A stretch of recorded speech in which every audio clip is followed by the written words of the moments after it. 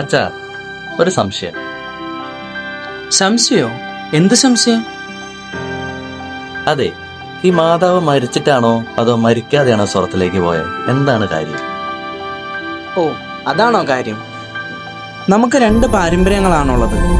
അതിലൊന്നാമത്തത് മാതാവ് മരിച്ചിട്ടാണ് സ്വർഗത്തിലേക്ക് പോകുന്നു എന്നുള്ള വിശ്വാസമാണ്. മാതാവിൻ്റെ ഉറക്കം എന്ന് പറയുന്ന തിരുനാളുകളൊക്കെ പണ്ട് കാലത്ത് നമ്മുടെ സഭയിൽ ആഘോഷിക്കാറൊക്കെയുണ്ട്.